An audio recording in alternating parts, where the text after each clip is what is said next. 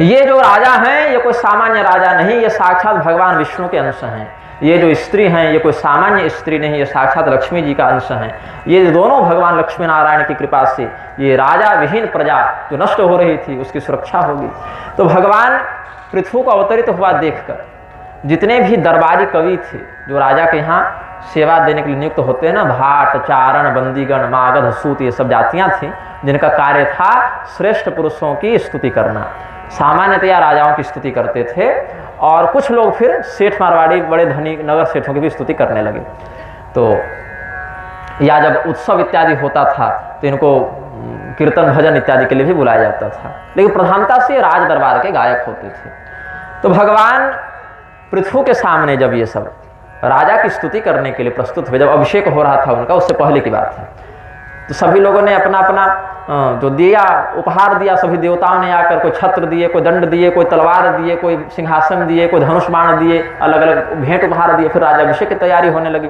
राजाभिषेक का जब उत्सव होने लगा तो उनकी स्तुति होने लगी। तो राजा पृथ्वी ने आपत्ति कर दी, बोले स्तुति किस बात की करोगे तुम? अभी अभी तो हमने अवतार लिया है, हमने ऐसा कौन सा काम कर दिया जिसके कारण मेरी प्रशंसा होनी चाहिए?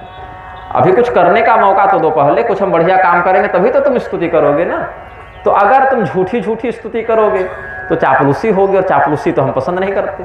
और अगर सच्ची स्तुति करोगे तो मैंने ऐसा कौन सा दिव्य कार्य कर दिया कि तुम हमारी स्तुति करोगे? तो देखो, हम मनुष्यों की स्तुति करने से अच्छा है भगवान की स्तुति करो। अब ये बंदीगण सोचे कि भगवान की स्तुति तो करना ही चाहिए, लेकिन भगवान से भी तुरंत तो हार और स्वर्ण मुद्रा मिलेगी नहीं पुरस्कार में, वो तो पारलौकिक श्रेय भले मिले, अब हमारी तो नौकरी चली जाएगी, पेमेंट कौन दे, हमारा कैसे हमारा जीवन चले। तो ऋषि महर्षियों के पास गए और बोले कि सुनिए, आप लोग अभी बोले ना एष विष्णु और भगवतः कला भुवन पालिनी, यही भगवान विष्णु के अवतार हैं, तो इनकी स्तुति करेंगे तो क्या भगवान विष्णु की स्तुति का फल मिलेगा? बोले बिल्कुल मिलेगा।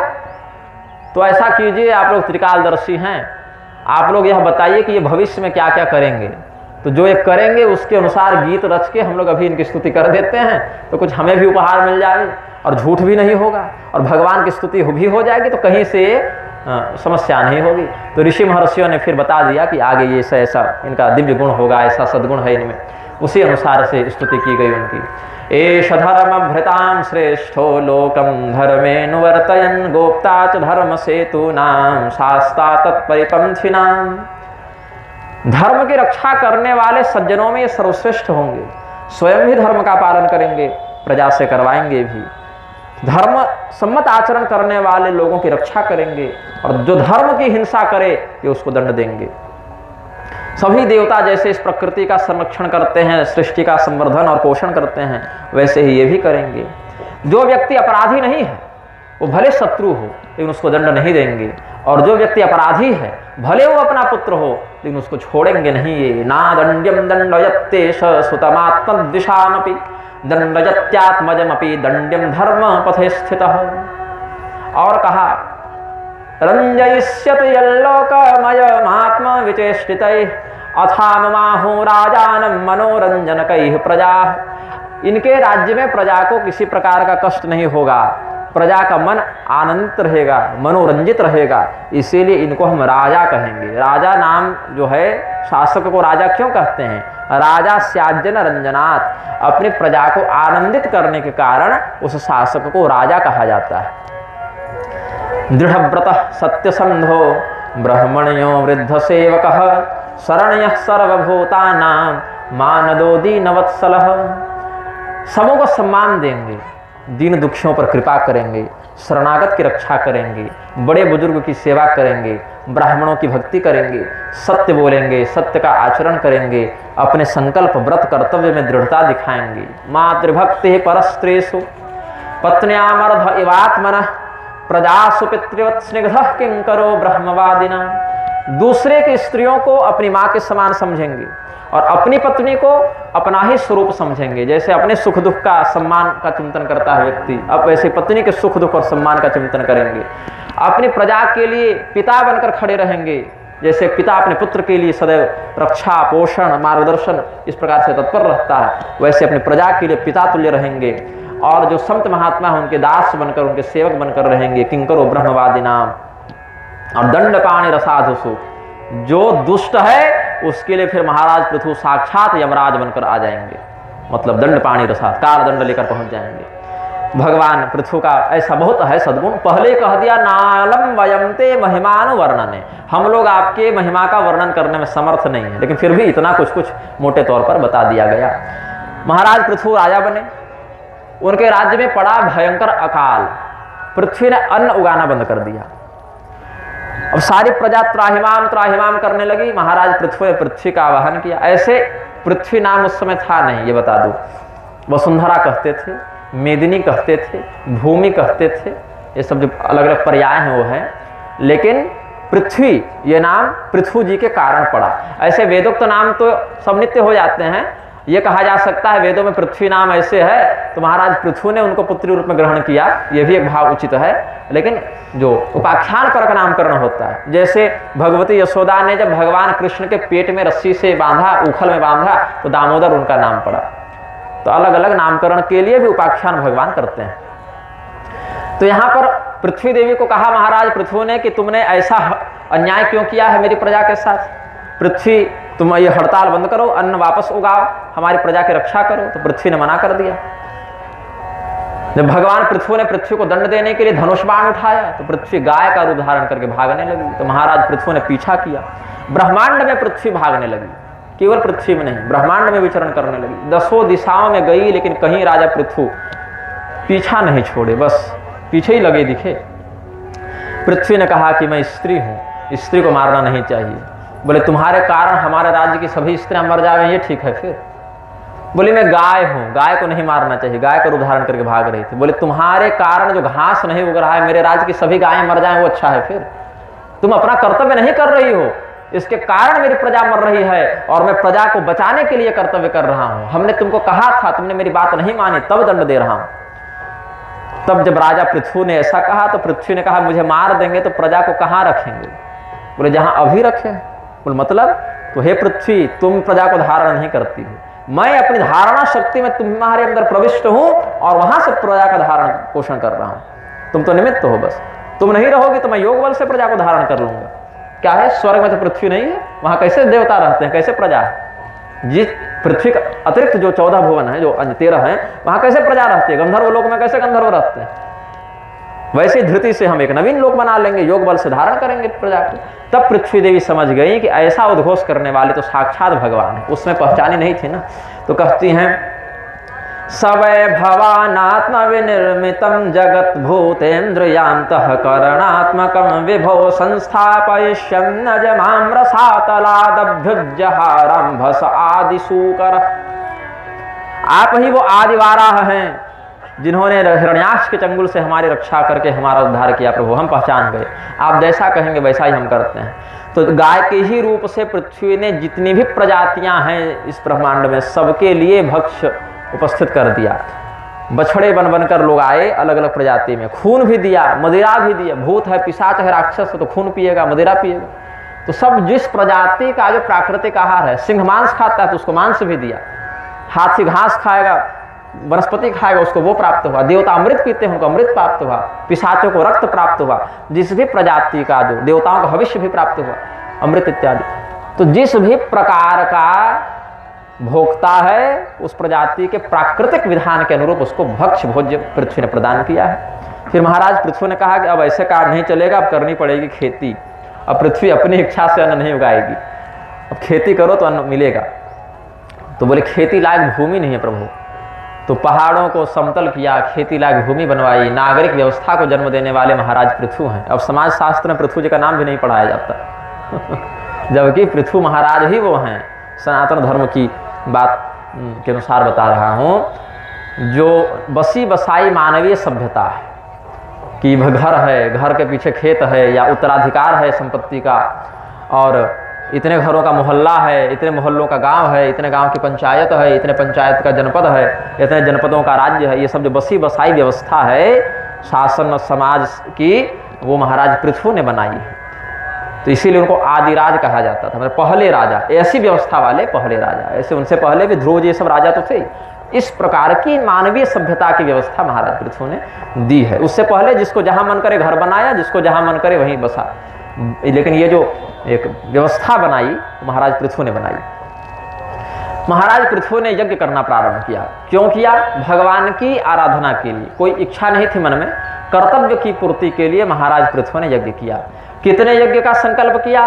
बोले हयमेध शते न सह, 100 अश्वमेध यज्ञ हम करेंगे, ऐसा संकल्प महाराज पृथु ने लिया।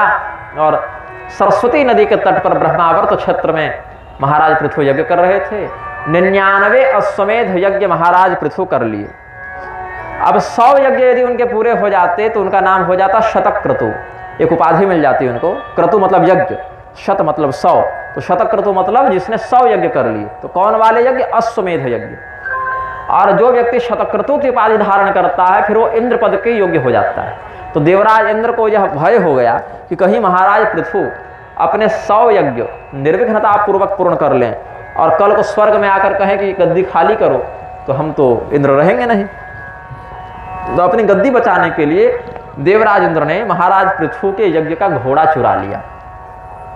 अत्रि मुनि यज्ञ करा रहे थे, उन्होंने कहा घोड़ा कहाँ गया जी? बोले गायब है। आकाश की ओर देखा, बोले एक चोर घोड़ा चुरा कर ले जा रहा है। तो राजा पृथु तो यज्ञ में बैठे थे, ऐसे उठ के कैसे जाएगा? जो यजमान है वो तो बैठा रहेगा ना, वो तो घर परिवार वाले सहयोग करेंगे। यजमान हर जगह दौड़े तो फिर आसन खंडित होता है। तो अपने पुत्र को कहा महाराज पृथु ने कि देखो देखो कौन घोड़ा चुरा कर ले जा रहा है, जाओ पकड़ कर लाओ। तो जो राजकुमार थे वो दौड़े घोड़ा के पीछे, दिव्य गति का आश्रय लेकर आकाश में गमन किया और इतनी शीघ्रता से दौड़े कि देवराज इंद्र सोचे हम तो पकड़ लिए जाएंगे, फिर दंडित हो जाएंगे। तो उन्होंने क्या किया? अत्रि संदर्शयामास त्वरमाणं विहायसा कपाल खट्वांगधरं वीरो नैनमवादत। अघोरी बाबा बन गए देवराज इंद्र। कटार ले ली, खप्पर ले लिया और बोला हम तो साधु हैं, हर हर महादेव। कहो बच्चा। और महाराज जी नमस्कार। हाँ हाँ महादेव महादेव। किधर चले? तो महाराज जी हमारा घोड़ा चुरा कर कोई चोर ले जा रहा था। बोले हाँ हाँ ले तो जा रहा था लेकिन चोर भाग गया, ये घोड़ा लो तुम्हारा। जी महाराज जी, और यज्ञ बढ़िया करो, जाओ ठीक है, मंगल हो। और देवराज इंद्र साधु बन गए, तो घोड़ा लेके आ गए। फिर देवराज इंद्र ताक में थे कैसे इनका घोड़ा चुरावे, घोड़ा तो तापना है हमको। तो घोड़ा फिर एक बार असुरक्षित दिखा इनको, फिर घोड़ा लेके भाग गए। जब घोड़ा लेकर इस बार भाग रहे थे इंद्र, फिर अत्रि मुनि ने कहा ओ देखो देखो वही चोर फिर आ गया लगता है, घोड़ा चुरा कर भाग रहा है। पीछे से तो नहीं समझ में आ रहा कौन है, जाकर पकड़ो उसको। तो जब पकड़े इस बार तो नमो बुद्धाय, सब बन गए, बुद्ध के मतावलंबी बन गए। जय भीम तो नहीं था उस समय, नमो बुद्धाय ही था। ये तो जय भीम वालों ने बुद्ध को भी ताप डाला। नहीं तो बौद्ध ग्रंथों को पढ़िएगा तो बौद्ध के ग्रंथों से इनके अधिकांश कुतर्कों का खंडन हो जाता है। तो यहां पर महाराज पृथु के यज्ञ का घोड़ा फिर ले आए, लाल लाल पहन के नमो बुद्धाय कर दिए। बार बार ऐसा देवराज इंद्र करते रहे। तो यहां पर पाखंड की परिभाषा बताई गई है। या निरूपाणि जगृहे इंद्रो हय जिहीर्षया तानि पापस्य खंडानि लिंगम खंडमिहोच्यते। तो ये सब जो है पाखंड है। जिन जिन स्वरूपों को धारण करके देवराज इंद्र ने महाराज पृथु के पुत्र का विश्वास तोड़ा, विश्वासघात किया, साधु बनकर छल किया, वो सारे पाखंड मत के प्रवर्तक हुए। तद गृहीत विसृष्टेषु पाखंडेषु मतिर्नृणाम। उन्हीं रूपों को छोड़ते गए इंद्र और पाखंडियों ने वही स्वरूप धारण करना आरंभ किया। पाखंड का हमने और भी एक निरुक्त बताया था ना कि पा शब्देन त्रयी धर्मात् पालनात् जगत स्मृतः तम खंडयन्ति यस्मात्ते पाखंडास्तेन हेतुना। संसार की रक्षा वैदिक मर्यादा से होती है और वैदिक मर्यादा का विखंडन करने वाला व्यक्ति पाखंडी कहलाता है। पा कहते हैं वेद को, उसका खंडन करने वाला पाखंड मत है। तो कैसा लक्षण है? लाल लाल पहनेंगे। अब लाल तो हमहू पहने हैं लेकिन शाक्तों वाला लाल है, बौद्धों वाला लाल नहीं है। और नंगे रहेंगे जैसे जैनी रहते हैं, दिगंबर रहते हैं। तो नग्न रक्त पटादिशु धर्म इत्युपधर्मेषु नग्न रक्त पटादिशु प्रायेण सज्जते भ्रांत्या पेशलेषु च वाग्मिषु। और बड़ी मोहक मोहक बातें करेंगे और स्वयं धर्म के विषय में भ्रमित रहेंगे। ईश्वर नहीं है, वेद अप्रामाणिक हैं, ऐसा कहेंगे। तो ये पाखंड मत वाले लोग हैं। अभी कल क्या हुआ? मैं ब्रह्मा को देवता नहीं मानता, मैं ब्रह्मा विष्णु महेश किसी को नहीं मानता, ऐसा संकल्प करने वाले और अपने अनुयायियों से ऐसे प्रतिज्ञा करवाने वाले अम्बेडकर के यहाँ गले में धीरेन्द्र शास्त्री माथा में गला में फूल माला डाल रहे थे और ऐसे ऐसे हाथ हिला रहे थे। और नाम है हिंदू एकता यात्रा का। मतलब हिंदू कब एक होगा? जब भगवान ब्रह्मा को, विष्णु को, महादेव को, श्री रामचंद्र जी को व्यभिचार से उत्पन्न संतान बताने वाले को गले में माला डाली जाएगी, तब हिंदू एक होता। ये दुर्बुद्धि आ गई है लोगों के मन में। ये स्थिति। गोविंद देव जा रहे हैं बौद्धों के यहाँ माथा टेकने, वो दलाई लामा आया था बौद्ध, शरणानंद ने उसका चरण धुलवा दिया ब्राह्मणों से पुरुष सूक्त पढ़वा कर। और क्या है तो संत हैं, देखे थे कि नहीं वो वीडियो। तो बौद्धों की पूजा, जैनियों की पूजा और देवताओं को गाली देने वाले का सम्मान, और क्या कर रहे हैं, हम हिंदू एकता बढ़ा रहे हैं। ये हिंदू एकता नहीं है, ये आप उनकी गुलामी करके उनके ही द्वारा प्रवर्तित पिशाच धर्म का समर्थन कर रहे हैं, ये पाखंड का प्रवर्तन कर रहे हैं। तो तदभिज्ञाय भगवान पृथु पृथु पराक्रम इंद्राय कुपितो बाणमादत्तोद्यतकारमुकः। जंत में भगवान पृथु ने देखा कि कुछ अधिक ही नहीं चोरी हो रहा है ये घोड़ा, अब तो मैं चोर को मार ही डालूं। तो पूछा यह है कौन? तो अत्रि मुनि ने ज्ञान दृष्टि से बताया कि ये देवराज इंद्र हैं। तो देवराज इंद्र को मार देते हैं देवराज को मार देते हैं। लेकिन यजमान आप तो यज्ञ पशुओं के अतिरिक्त किसी का वध नहीं कर सकते, देवराज इंद्र तो यज्ञ पशु है नहीं, तो आप मत मारिए, आपको दोष लगेगा, हम मार देते हैं। कैसे मारेंगे? तो हम इस अग्निकुंड में ही इंद्र का आवाहन कर दें, इससे देवराज इंद्र मृत्यु को प्राप्त हो जाए। बहुत अच्छी बात है भैया, आवाहन कीजिए। तो देवराज इंद्र का आवाहन कर दिया गया। देवराज इंद्र समेत इंद्रासन के जब पहुंचने लगे हवन कुंड के निकट, तो चिल्लाने लगे, गुरु जी को पुकारने लगे, बृहस्पति जी को पुकारा, ब्रह्मा जी आए, बृहस्पति आए, भगवान विष्णु स्वयं प्रकट हो गए, बोले रुक जाओ रुक जाओ रुक जाओ, ये गड़बड़ हो रही है बात। पृथु तुम क्यों यज्ञ कर रहे हो भाई, क्यों 100 यज्ञ करने हैं तुमको? बोले प्रभु आपकी प्रसन्नता के लिए कर रहे हैं, पर और तो कोई बात नहीं। बोले नहीं नहीं प्रभु और कुछ नहीं चाहिए। तो हाँ ठीक है, हम तुम्हारे यज्ञ से प्रसन्न हो गए, तुमको यही चाहिए ना कि मैं तुम पर प्रसन्न हो जाऊं, तो तुम्हारे यज्ञ से हम प्रसन्न हो गए, अब चाहे आगे यज्ञ करो या ना करो। और देवराज इंद्र को कहे तुमको क्या समस्या है भाई पृथु से? बोले महाराज हे भगवान, यदि 100 यज्ञ पूरे कर लेंगे तो मेरा इंद्रासन खतरे में आ जाएगा। कोई बात नहीं, 99.5 हुए, पूरा 100 नहीं हुआ है, हमने आधे में ही यज्ञ को पूर्ण कर दिया। तो व्यवहार की दृष्टि से यज्ञ अधूरा रहा और परिणाम की दृष्टि से यज्ञ पूरा रहा। और कहा कि देवराज इंद्र भी हमारे ही स्वरूप हैं, तुम भी हमारे ही अवतार हो, कहा ये डोमेस्टिक वायलेंस कर रहे हो तुम लोग बैठ के, तुम्हारा यज्ञ पूर्ण है मेरी प्रसन्नता के कारण, और ये यज्ञ पूरे विधान से पूर्ण नहीं हुआ, इसलिए तुम्हारा इंद्रासन भी सुरक्षित है। भगवान ने मध्यम मार्ग निकाला और महाराज पृथु को कहा कि ठीक है, अब कुछ आप हमसे वरदान मांग लीजिए। पृथु जी बोले वरदान क्या मांगे, मन में तो कोई कामना है नहीं, फिर भी कुछ मांग लीजिए। तो क्या मांगते हैं? न कामये नाथ तदप्यहं क्वचिन्न यत्र युष्म चरणाम्बुजासव महत्तमांतर हृदयान्मुखच्युतो विधत्स्व करणायुतमेष मे वर। हमको कान दे दीजिए, कान, ईयर्स। क्यों दे दीजिए, क्या करें? तो कान से क्या कर रहे हैं, आप कथा सुन रहे हैं, हम भी कथा सुने। तो कहा है ये कान खराब हो गया। नहीं प्रभु, मन नहीं भरता है 2 कान से सुनने में। तो कितना कान चाहिए तुमको? बोले 10,000 बोले अच्छा, विधत्स्व करणायुतमेष मे वर, अयुत मतलब 10,000 कान दे दीजिए। तो 10,000 कान ऐसे नहीं हो गए, 10,000 कानों की श्रवण शक्ति प्राप्त हो गई। कान तो बहरों के भी होते हैं, श्रवण शक्ति नहीं होती ना। तो 10,000 गुणित कर दी उनकी श्रवण शक्ति भगवान ने।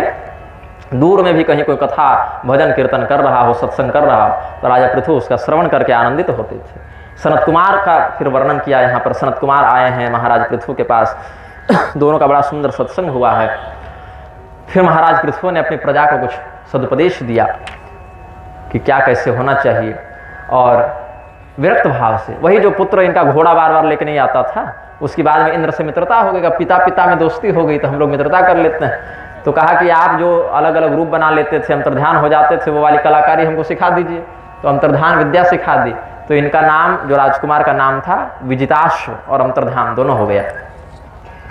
और महाराज पृथु जब जंगल गए, तपस्या किए, स्वयं भगवान हैं, फिर भी लोक मर्यादा का जो क्षत्रिय का कर्तव्य है वो उन्होंने निभाया। तपस्या की, अपने शरीर को पूर्ण किए, और महारानी अर्ची महाराज पृथु के साथ सती हो गई। सती हो गई, इस पर भी बड़ा झगड़ा है।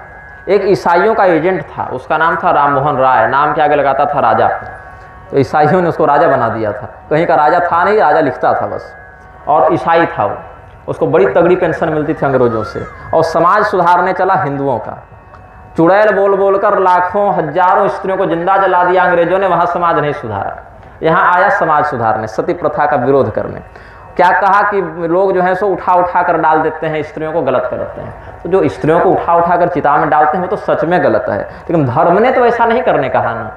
आप ये देखिए कि जो समाज में हो रहा है, क्या धर्म ने भी वैसा करने कहा है कि नहीं कहा है? यदि धर्म ने ऐसा नहीं कहा है तो फिर देखो धर्म फिर कह क्या रहा है। और फिर जो कह रहा है सो करो। और यदि धर्म जो है कुछ और कह रहा है और समाज कुछ और कर रहा है, तो फिर समाज धर्म के कहने पर तो नहीं कर रहा है, वो तो स्वयं अधार्मिक हो गया। ऐसे समाज को तो धर्म के अनुसार चलना चाहिए। तो सती के विषय में धर्म क्या कहता है? सती शब्द दो स्थिति में व्यक्त होता है, एक जीवित रहते, एक पति के मरने के बाद। तो जीवित रहते सती कैसे हैं? तो तीन प्रकार की सती स्त्रियां होती हैं। सती का अर्थ है पतिव्रता, जो सदाचारिणी स्त्रियां हैं वो सती कहलाती हैं। भगवती का भी एक नाम सती है ना, तो भगवती सती जो है वो नाम के साथ साथ आचरण से भी सती हैं। तो सती का आचरण कैसा होता है? सती को साध्वी भी कहते हैं, भगवती का नाम साध्वी भी है। सती और साध्वी साथ में चलते हैं, तो कहीं कहीं सती साध्वी शब्द एक साथ बोल देते हैं। अरे जानते हैं बहुत सती साध्वी है, व्यंग में भी कहते हैं, जो चरित्रहीन स्त्री उसके लिए। और नहीं तो अरे वो तो कितनी सती साध्वी हैं, तो सम्मान से भी कहते हैं, उनका चरित्र बड़ा निर्मल है, तो साथ में भी कहते हैं प्रयोग करके। साध्वी किसको कहते हैं? जिसके जीवन में सदाचरण हो, साधुता हो और अपने स्त्री होने के समस्त कर्तव्यों को जो बिना आलस्य के पूर्ण करे, उसको साध्वी कहते हैं। पति पुत्रान्विता स्त्री, या कम से कम पति युक्ता स्त्री, या पति विरहिता भी हो तो पति धर्म परायणा पतिव्रता को ही साध्वी कहते हैं। ये नहीं कि बढ़िया 1 घंटा 2 घंटा पार्लर में मेकअप कर लिए और बाल लंबा करके स्ट्रेट कर लिए, कंडीशनर लगा के, उस बात कहते मैं साध्वी हूं, मैं अब कथा बांचूंगी। तो ऐसी बड़ी विचित्र लेखाएं हैं समाज में, जो साध्वी भी हैं और साधुता का आचरण भी नहीं करती। तो साध्वी और सती कौन है? अपने पति के अतिरिक्त किसी भी अन्य पुरुष का किसी भी भाव से जो चिंतन न करे, पति को ही सर्वस्व समझकर सेवा नहीं उसकी आराधना करे, उसकी साधना करे, ऐसी स्त्री सर्वोत्तम सती होती है, सर्वोत्तम पतिव्रता होती है। जैसे भगवती अनुसुया हुई, जैसे भगवती शांडिलिनी हुई, जैसे भगवती सीता जी हुई, ये सब और बहुत हैं। जैसे उत्तम कोटि की पतिव्रता, सर्वोत्तम यही। मध्यम कोटि, बीच बीच में जिनकी स्थिति है, बहुत अच्छी भी नहीं और बहुत सामान्य भी नहीं, वो कौन है? अपने पति के अतिरिक्त जो अन्य पुरुष का चिंतन तो करती हैं, किंतु पिता के भाव से, पुत्र के भाव से, भाई के भाव से, देवर के भाव से, या कुछ ऐसा मर्यादित रिश्ता समझकर जो व्यवहार करती हैं। क्योंकि समाज में रहना है तो केवल पति का चिंतन करेंगे तो कैसे होगा? फिर सास ससुर भी हैं, पुत्र हैं, देवर हैं, भाई हैं, भतीजे हैं, उनके प्रति भी तो व्यवहार करना पड़ेगा। वो भी तो पुरुष ही हैं, पर पुरुष ही तो है वो। लेकिन जो शास्त्र की मर्यादा है, रिश्तों की जो गरिमा है, उसके अनुरूप जो परपुरुष का चिंतन करती है, वो मध्यम कोटि की पतिव्रता होती है। अधम कोटि की पतिव्रता कौन है? जिसका मन भटक तो जाता है, अन्य पुरुष के प्रति काम भाव से चिंतन हो जाता है, लेकिन उसको पता है कि ऐसा नहीं करना है, उसको अपने कर्तव्य का बोध है। तो अगर मन भटक भी जाए तो चरित्र नहीं भटकने देती, तुरंत अपने आप को नियंत्रित कर लेती, संयमित कर लेती, तो भी उसका पतिव्रता होना सिद्ध हो जाता है। कि मन तो कलियुग कहीं भटका दे किसी का, चाहे हम हो चाहे आप हो, लेकिन अपने चरित्र पर नियंत्रण करके बचा लेना स्वयं को। फिसल गए, फिसले हुए व्यक्ति को लंगड़ा नहीं कहते ना, ठीक है, फिसल गए तो संभल गए, फिर चले आगे। तो ऐसी स्त्री भी पतिव्रता है, लेकिन अधम कोटि की है, और जिससे इतना भी ना हो फिर उसको पतिव्रता में तो गिनना ही नहीं है। ये जीवित अवस्था में ही सती, फिर उसको वृषली कहते हैं। कुलटा, वृषली, वेश्या इत्यादि शब्द है ना शास्त्र में, व्यभिचारिणी, ये सब शब्द हैं। तो भगवान जो पतिव्रताओं की बात कहे हैं धर्मशास्त्रों में, सत्यभामा और द्रौपदी में जो संवाद हुआ, अनुसुईया सीता संवाद आप रामायण में देखिए, या महाभारत में सत्यभामा द्रौपदी संवाद देखिए। सत्यभामा जी गई थी वशीकरण मंत्र पूछने, मेरे पास ही बहुत सी स्त्रियां आती हैं कि मेरे पति मेरी बात नहीं सुनते, वशीकरण का मंत्र दे दीजिए। और मजे की बात बताऊं, उनका पति 2 घंटा पहले आया हुआ होता है कि पत्नी मेरी बात नहीं सुनती, कुछ उपाय बताइए, और दोनों हमारे पास आते हैं मैं दोनों को नहीं बताता, मैं कहता मैं सकाम कृत नहीं करता हूं। तो ऐसे बड़ा उपद्रव है, ये बहुत गलत मार्ग है। जो व्यवहार से वश में नहीं हुआ वो फिर टोटके से वश में मत कीजिए उसको। वश में होना है तो व्यवहार से हो जाएगा वश में। व्यवहार से सांप वश में हो जाता है, वो तो मनुष्य है फिर भी। तो जो सत्यभामा जी हैं वो कही कि द्रौपदी जी, भगवान कृष्ण के तो बहुत से विवाह हैं, तो हमको भय है कहीं भगवान हमसे कम प्रेम तो नहीं करेंगे, कुछ बढ़िया टोना टोटका मंत्र बता दीजिए कि हम कन्हैया को कुछ खिला पिला दें तो हमारे ही चिंतन करते हैं बैठ के। द्रौपदी जी ने डांट दिया कि आप जैसी स्त्री ऐसा सोचती हैं, ये दुर्बुद्धि कहाँ से आई आपके मन में? अरे राम राम राम, ऐसा मत कहिए। फिर नारी धर्म का उपदेश किया है सत्यभामा जी को, द्रौपदी जी ने। कितना सुंदर उपाख्यान है। अगले वर्ष में महाभारत पर कथा करूंगा तो वो वीडियो में डालूंगा, आप लोग समय मिले तो सुनिएगा उसको, पूरे महाभारत पर करूंगा। ऐसे झगड़ा नहीं होता महाभारत रखने से, उसी से कल्याण है। और वेदव्यास ने जब महाभारत लिखी, लोगों को कहा कि पढ़ो, लोगों ने कहा नहीं पढ़ेंगे। संतों सत्पुरुषों ने तो ग्रहण किया, लेकिन दुर्जनों ने कहा नहीं पढ़ेंगे। तो वेदव्यास जी महाभारत के अंत में क्या लिखते हैं? ऊर्ध्वाहुम विरमेश न च कश्चित् शृणोति मे धर्मादर्थश्च कामश्च स किमर्थम न सेव्यते। हम दोनों हाथ उठाकर चिल्ला चिल्ला कर सबको कह रहे हैं, लेकिन मेरी कोई बात नहीं सुन रहा। जिस धर्म के आचरण से अर्थ काम मोक्ष सब मिल जाता है, उसका पालन क्यों नहीं करते हो? क्यों उस धर्म का अनुसरण क्यों नहीं करते हो? तो वेदव्यास जी की भी ये वेदना थी। हम आपको बोले और आप पालन न करें तो हमको कोई आपत्ति नहीं होती, ठीक है। वेदव्यास जी का अनुभव जब ऐसा खराब रहा तो हमको क्या? कोई वेदव्यास जी की बात लोग नहीं सुने जिसको नहीं सुनना था, और जिसको सुनना था वो व्यक्ति तो कहीं से प्रेरणा ले ले। दत्तात्रेय जी ने 24 गुरु बना लिए, उसमें कीड़ा मकोड़ा अजगर सांप सब हो गया। वेश्या तक से उन्होंने प्रेरणा ले ली एक सदाचरण की। तो जिसको शिक्षा लेनी भैया वो वृक्ष से भी शिक्षा ले लेगा, और जिसको नहीं लेनी उसको वेदव्यास जी भी आकर बताए।